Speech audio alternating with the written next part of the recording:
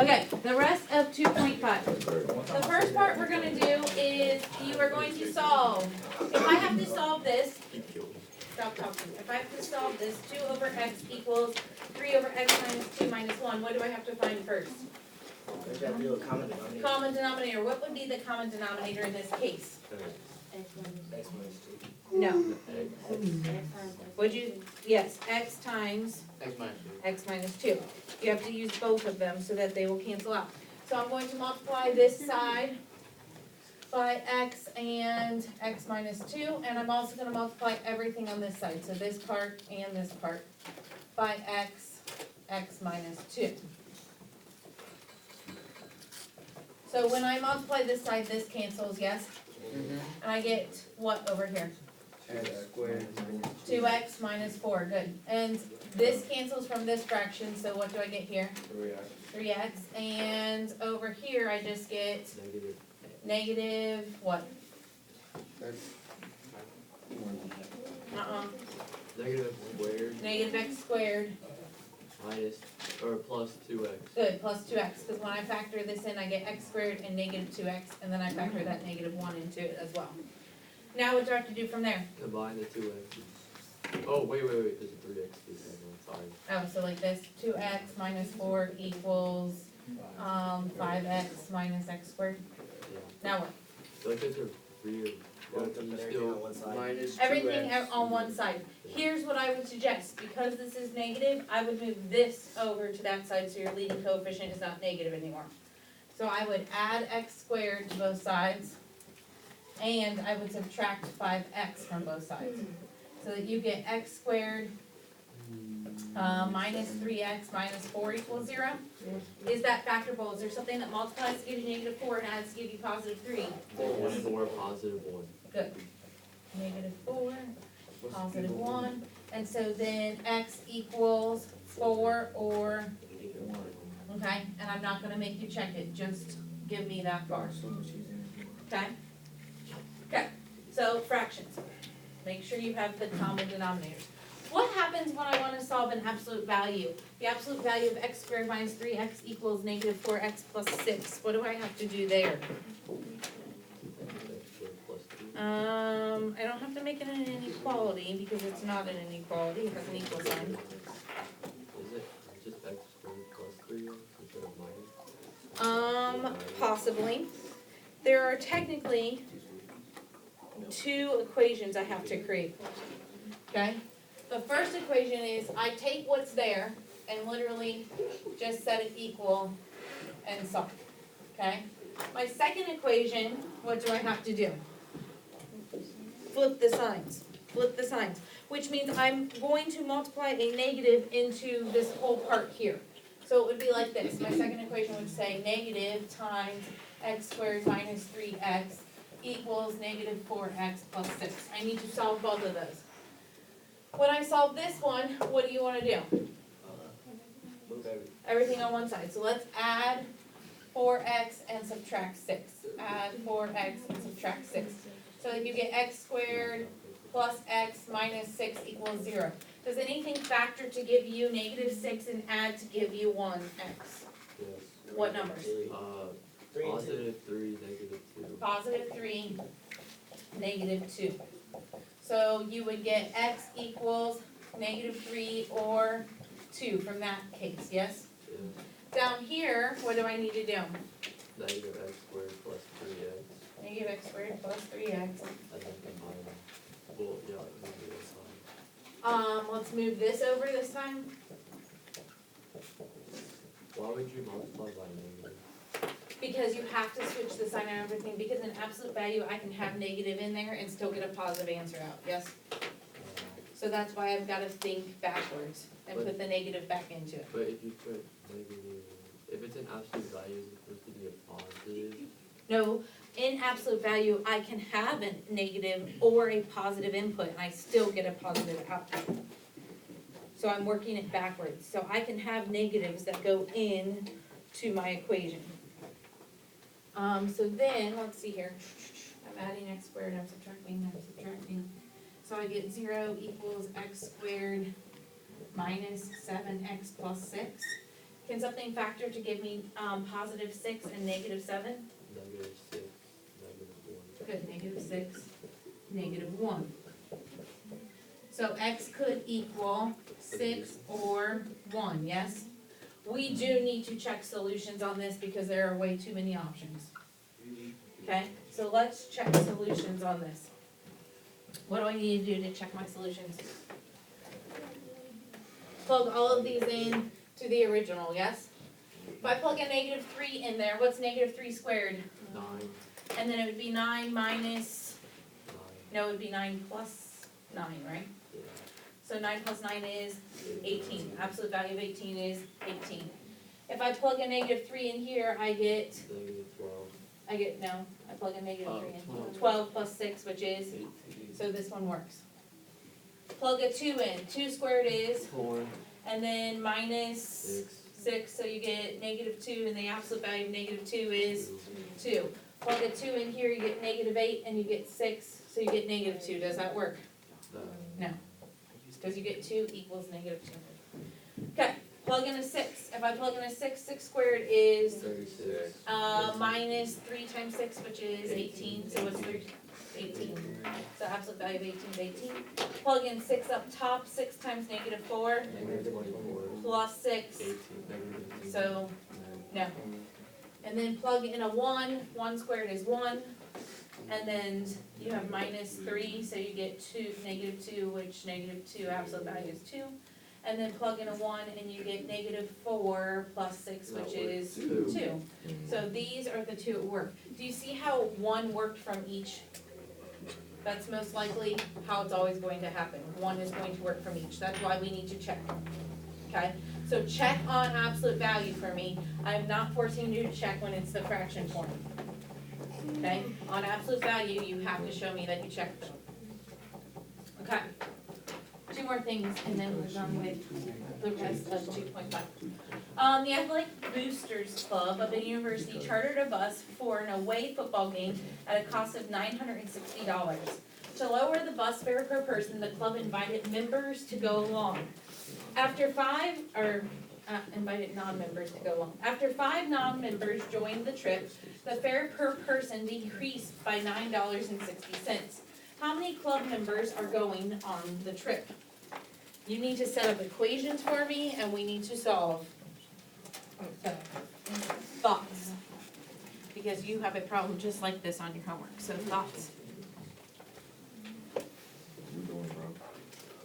Tell me anything you know about this. The cost is $960. Beautiful, the cost is $960. So we know that whatever we're doing equals $960. $960. Awesome. So from there, what do I need to do? What else do we know? See, after 5 members join the trip. Okay, so the- 5 non-members joined, right? What? It would be a plus 5, and we're gonna represent it this way, x plus 5, because we don't know how many members there are. What else we got? It was decreased by $9.60. It would decrease by $9.60. So what's the initial total? $960, right? Do we know how much that is per person? No. No, but we do know that you're taking $960 and you're dividing it by X. X. And we know that that decreases by $9.60 when we multiply it by the 5 members, the 5 non-members. So what do I have to do there? Yeah, you have to FOIL or factor it out, things like that, okay? Let's talk about how to factor this out a little bit easier first.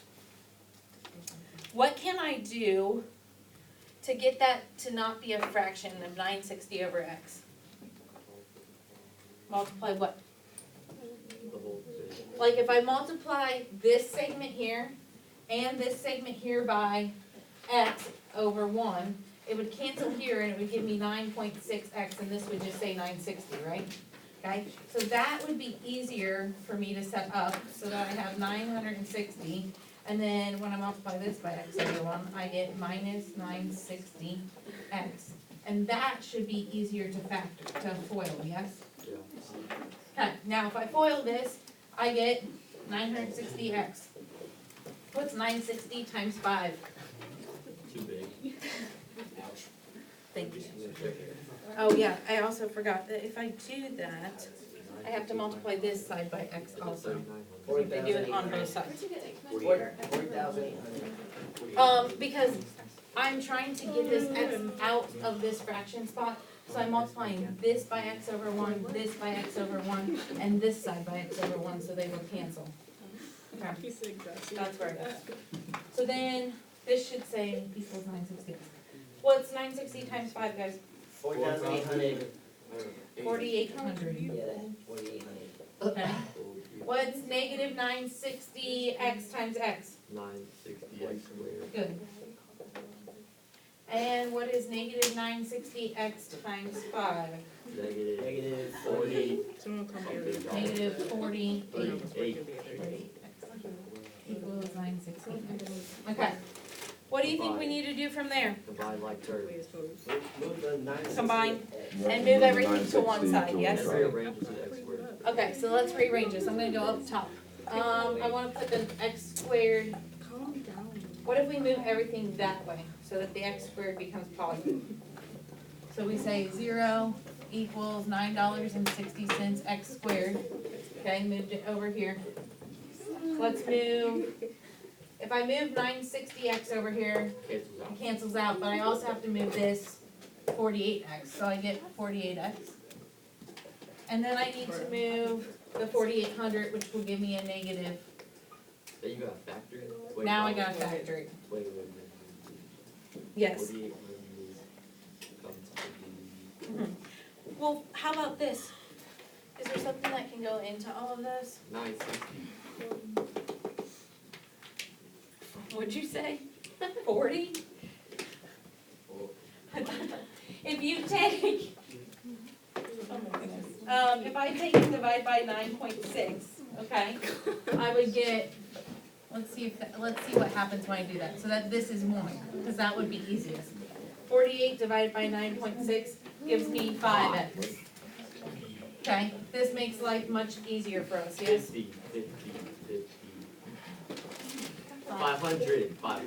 Yeah. Same thing. Same thing. Yeah. Guys, focus in the back, focus. Minus 500. Now, let's factor that. That's easier to factor. What multiplies to give me negative 500 adds to give me 5? Next. Next. What multiplies to give me negative 500 and adds to give me 5? Something with 25. Something with 25, yes. 25 and 20. 25. Yeah. Oh, for real? Yeah, it's Negative. So it would be 25. negative 20, positive 25. Beautiful, good job, guys.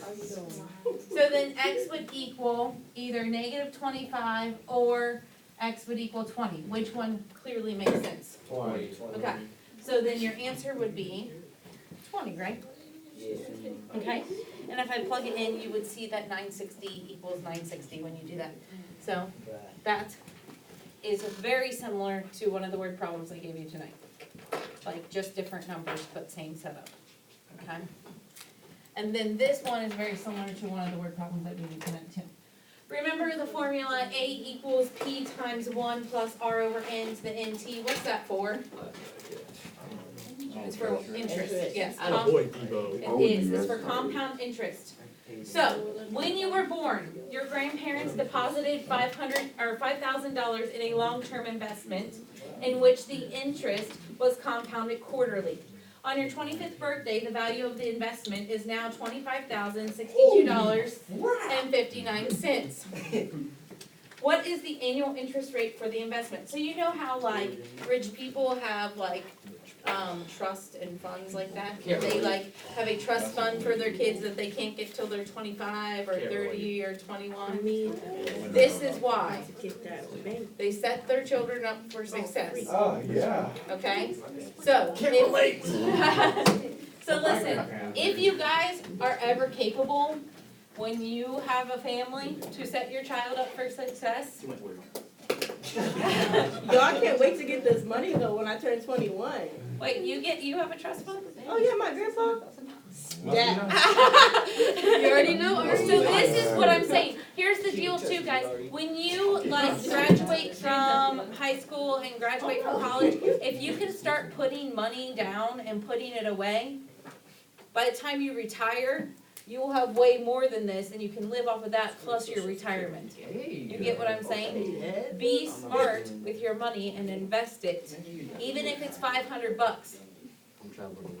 Okay, because that $500 over 10 years will get interest put on it, and then you put that into another like CD or fund, and then you grow from that like 10,000 that you had. Okay, so always try to have an account where you're growing interest and not touching it. This consumer skills? And when you do your retirement funds, also you need to make sure that you do a I'm gonna invest in marijuana. no Tyler stop. Well, for real? That's not a good investment, Tyler. That's a great investment. Also make sure that when you stop. Oh, for real? Also make sure that when you invest in your retirement fund, that you get a 401k. Because if you have a 401k, that automatically builds interest on your retirement. And it takes the taxes out of your retirement now and not in the future when you don't know what they'll be. So some little life things you wanna figure out. And also, when you are looking at student loans, if you have to take those out, you need to make sure that you have a subsidized student loan instead of an unsubsidized one. Because subsidized means that you do not start paying interest on it till 6 months after you graduate or quit school. And unsubsidized means that you start paying interest on it day one that you take it out. So if you can avoid those loans, it is better. So you need to check your stuff when you're going through it this coming year, because FAFSA will give you both, and you need to see which one's better. Sometimes you can go through a bank, if FAFSA doesn't give you the one you want, you go through a bank and get a loan, that's a better interest rate for college. You need to check into that stuff and be smart with it. Okay, you don't wanna come out of college owing an extra $100,000 on what you took out for college. Listen, I know people that I graduated with that are still paying their loans, and their loan payments are more than their house payment currently, because they took all 27,000 out each year to pay for college. Do not do that to yourselves. Go to a school that is cheaper and still has your degree. It's first about your degree, but second about your money. You don't wanna go into debt like that. I know people that have filed bankruptcy because they have too many loans. Guess what? Your student loans, when you file bankruptcy, don't go away. You still have to pay them back once you come out of bankruptcy. Or you could just get a full ride scholarship. Right, The easy stuff. right. Oh, yeah, that's easy. My school went from 27,000 to 4.6 with academics and basketball. And I took out a total of 10.6 over 4 years and paid it off in a year. Then I took out 25,000 for my master's and paid it off in a year. You need to be wise with your money. She said we ballers. Do not set yourself up for failure for the rest of your life.